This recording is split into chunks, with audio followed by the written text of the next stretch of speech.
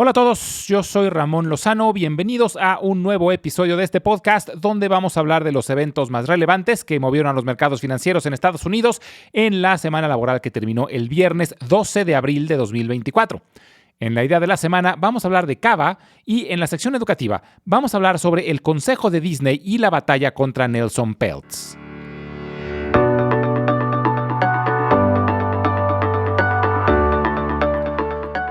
Por segunda semana consecutiva, los principales índices perdieron terreno. El Dow Jones fue de nuevo el que peor desempeño tuvo, bajando el 2.4%. El Standard & Poor's 500 perdió el 1.4% y el Nasdaq el 0.4%. Se reportaron dos de los principales índices que monitorean la inflación y desgraciadamente mostraron un inesperado incremento. El índice de precios al consumidor, que es el más monitoreado, subió el 3.5% anualizado durante el mes de marzo, por arriba del 3.2% mostrado en febrero, y el índice subyacente, el que excluye alimentos y energéticos, se mantuvo estable en 3.8%. Los reportes sobre la inflación, sumadas a la información de la semana pasada, que mostró un mercado laboral muy robusto, lo que hace es que le pone presión a la Fed para mantener las tasas de interés elevadas por más tiempo. Según la herramienta de Fed Fund Futures, las probabilidades de un recorte en mayo son prácticamente nulas. Es hasta julio cuando las probabilidades apuntan a un 50%. Lo que pasa es que el mercado descuenta este tipo de probabilidades cuando hace una evaluación de las empresas. Y, por ejemplo, hay muchas empresas que se beneficiarían mucho con un recorte en las tasas. Y si la información apunta a que esos recortes van a tardar más en llegar, los analistas ajustan esas expectativas y por eso suele pegarle a las acciones de muchas empresas. Además de que tasas elevadas por más tiempo, también se refleja en rendimientos mayores en los bonos del Tesoro, por lo que se mantienen atractivos y compiten con las acciones por el dinero de los inversionistas. Algunos commodities siguen subiendo de precio. El oro volvió a tocar máximos históricos y el petróleo también ganó terreno. Esto principalmente debido a que está escalando el conflicto armado en el Medio Oriente. A finales de semana, Irán lanzó un ataque aéreo con drones en contra de Israel. Aún no se sabe cuál será la respuesta de Israel y qué tanto se vayan a involucrar Estados Unidos y Europa, pero es un claro incremento en las hostilidades. En temas microeconómicos, arrancó oficialmente la temporada de reportes del primer trimestre y, como suele ocurrir, lo inauguraron algunos de los grandes bancos. JP Morgan, Wells Fargo, Citigroup y BlackRock todos reportaron mejor de lo esperado. Pero los reflectores se centraron en la conferencia de prensa de Jamie Dimon, que se mostró sumamente cauteloso con su pronóstico para lo que queda del año, ya que dice que la economía aún está en riesgo debido a las altas tasas de interés, a la inflación que no se ha logrado controlar por completo y al panorama geopolítico que cada vez se ve más complicado. Los comentarios de Jamie Dimon hicieron que las acciones de todos los bancos cayeran, aunque en papel los números habían sido buenos. Las aerolíneas tuvieron mejores resultados gracias al reporte de Delta Airlines, que reportó un incremento enorme en sus utilidades de más del 80%. Mencionaron que la demanda de viajes corporativos está aumentando y la demanda de viajeros particulares aún se mantiene robusta. Taiwan Semiconductor, el maquilador más grande de chips en el mundo, reportó números por arriba de las expectativas gracias a la gran demanda de chips de alto desempeño. Taiwan Semi es el fabricante favorito de empresas como Nvidia, AMD y Apple, entre otros. También anunció que construirán una fábrica enorme en Arizona. Es uno de los logros que ha tenido la CHIPS Act, la legislación que busca que los chips más avanzados se fabriquen dentro de los Estados Unidos por temas de seguridad nacional. Actualmente, el 0% de estos chips se fabrican dentro de la Unión Americana. La gran mayoría se fabrican en Taiwán. Y debido a las tensiones que hay entre China y Taiwán, el gobierno del presidente Biden está muy nervioso y está presionando para la creación de fábricas de chips dentro de los Estados Unidos. Pero curiosamente, el principal obstáculo es la falta de personal calificado, tanto para la construcción como para la operación de estas plantas. Pero se espera que empiecen a operar a finales del próximo año.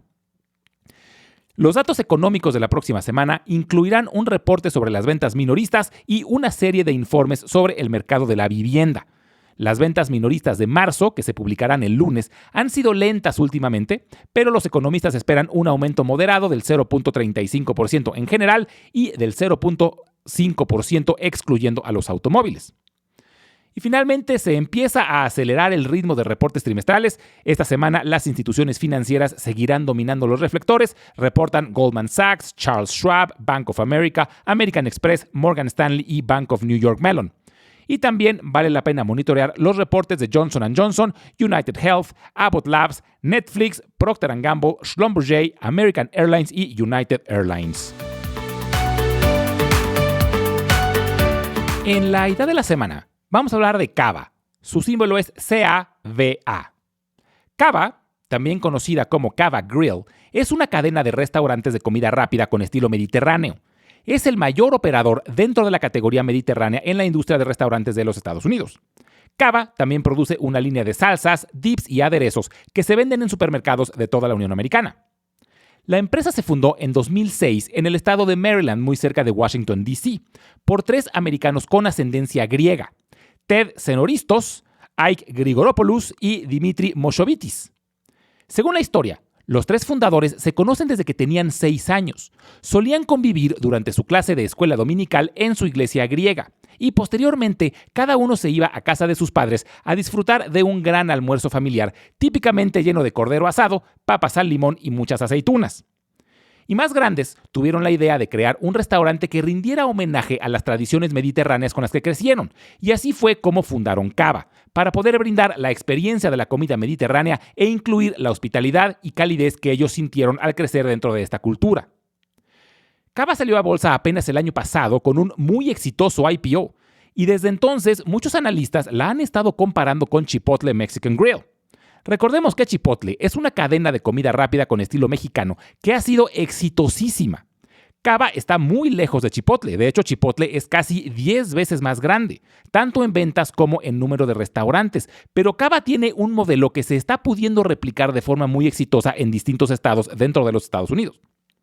Cava tiene 309 restaurantes y solo tienen presencia en la mitad de los estados de la Unión Americana, por lo que tienen un potencial enorme de crecimiento. Sin embargo, las expectativas están muy elevadas. Tienen un múltiplo por arriba de los 300, por lo que, aunque la empresa tiene muchísimo potencial, el precio de sus acciones no le dejan mucho margen de error. Entonces, Cava puede ser una buena inversión a largo plazo, pero hay que estar conscientes que sus acciones no están nada baratas. Algo que se puede hacer en estos casos es comprar solo un porcentaje de la posición completa que quisiéramos tener, para que, si llega a tener una corrección importante, tengamos la liquidez para comprar más. Y si sube, pues bendito problema, habremos aprovechado esa apreciación. Las acciones de Disney recientemente tuvieron una caída muy estrepitosa. Cayó fuertemente, al igual que toda la bolsa, durante el bear market de 2022, pero a diferencia de la mayoría del mercado, Disney, en lugar de recuperarse el año pasado, siguió cayendo. Sus acciones tocaron un máximo en 2021, cuando llegaron a valer casi $200, y tocaron un mínimo de $80 apenas a finales del año pasado. Esta caída tuvo varias repercusiones. Por un lado, se despidió al recién nombrado director general Bob Chapek y nombraron en su lugar al director general anterior, Bob Iger. Otra consecuencia de esta caída es que atrajo a inversionistas activistas. Estos inversionistas lo que hacen es comprar un porcentaje importante de las empresas y con esto tratar de colocarse ellos o a gente cercana a ellos dentro del consejo para presionar a que se hagan cambios en la empresa y con eso tratar de que las acciones suban en poco tiempo.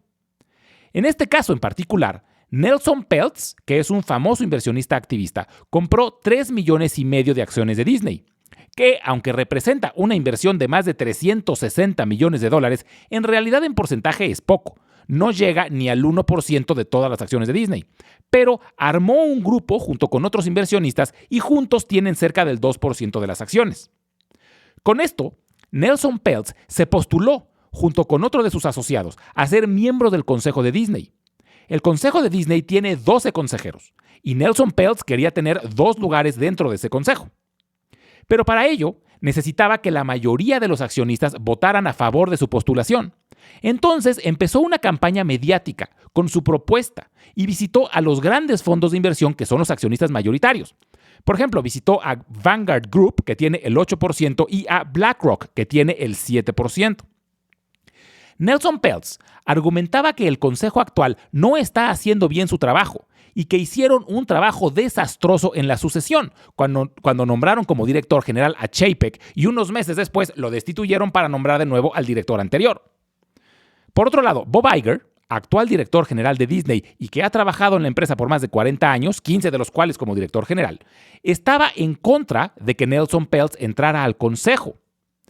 Bob Iger, además de ser director general, es presidente del consejo, pero solo tiene el 0.13% de las acciones, por lo que no puede escoger a los consejeros. Además, era probable de que en caso de que Nelson Peltz entrara al consejo, propusiera un cambio de director general. Por esta razón, Iger, por su lado, también hizo una campaña mediática, pero para tratar de evitar que Nelson Peltz entrara al consejo. Iger argumentaba que los inversionistas activistas suelen buscar ganancias a corto plazo, pero que pueden terminar siendo perjudiciales a largo plazo. Pero para que los accionistas votaran por él, Iger también los tenía que convencer de que su plan para enderezar Disney iba a funcionar. Digamos que esta votación fue tomada casi como un referéndum al liderazgo y a la confianza que los accionistas tienen en Bob Iger.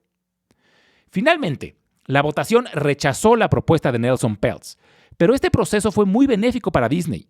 Primero porque las acciones subieron más del 30%, pero sobre todo porque ahora la dirección actual tiene que ponerse las pilas y entregar resultados. Nelson Peltz anunció que seguirá siendo accionista de Disney y que si las cosas no mejoran, el próximo año intentará de nuevo entrar al consejo, así que habrá mayor escrutinio. Y en caso de que las cosas no están funcionando, digamos que los accionistas ya tienen una especie de plan B. A mí estas historias, la verdad, me parecen muy interesantes. Es muy común escuchar lo que hacen los directores de las empresas, pero poco se escucha del papel de los consejeros. En otros episodios hablaremos de otras ocasiones en donde el consejo participó de forma importante en las decisiones de alguna empresa. Como siempre, les recuerdo que las transcripciones de todos los episodios las estaremos subiendo al blog de Substack, al que pueden acceder directamente desde la página www.ramonlog.com, y los invito a visitar nuestro canal de YouTube, que lo pueden encontrar como Invertir en la Bolsa Podcast. Ahí podrán encontrar los audiogramas de todos los episodios, además de videos educativos. Y finalmente les dejo mi correo electrónico por si tienen alguna duda, comentario o sugerencia. Es ramonlog@yahoo.com. Muchas gracias y nos escuchamos en el próximo episodio.